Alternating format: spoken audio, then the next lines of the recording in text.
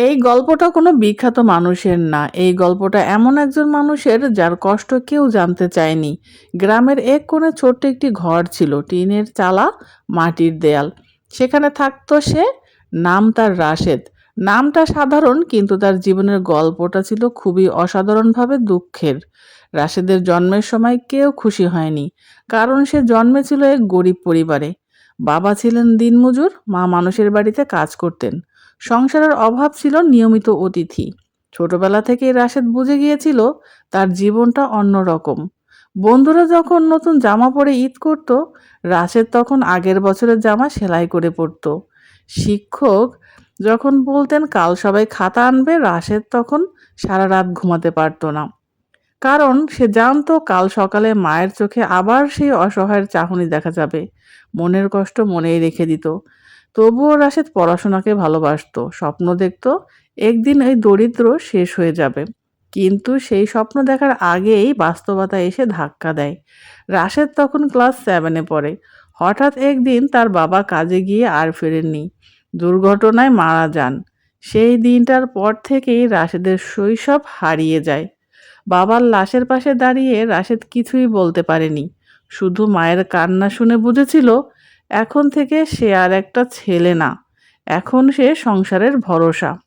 School ছেড়ে তাকে কাজে নামতে হয়, কখনো চায়ের দোকানে, কখনো গ্যারেজে, কখনো মানুষের জমিতে।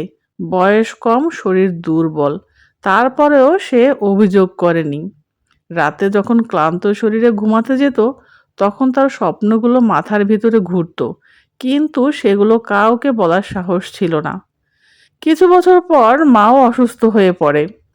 ডাক্তার বলেছিল চিকিৎসা দরকার, কিন্তু চিকিৎসার টাকা কোথায়?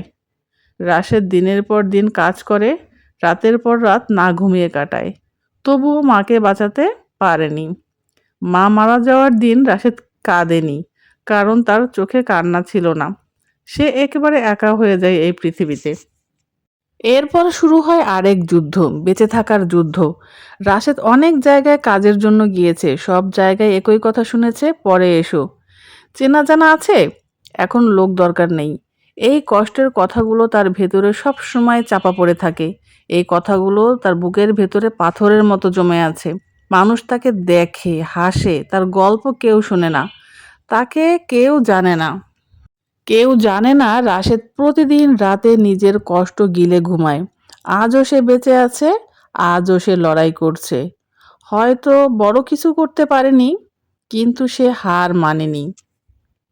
আজকের এই গল্পটা শুধু রাশেদের না, এই গল্পটা হাজারো রাশেদের, যারা নিজের কষ্ট কাউকে বলতে পারে না, কিন্তু প্রতিদিন নীরবে বেঁচে থাকে। আমার সংগৃহীত আজকের গল্পটি তোমাদের কেমন লাগলো? আশা করি ভালো লেগেছে।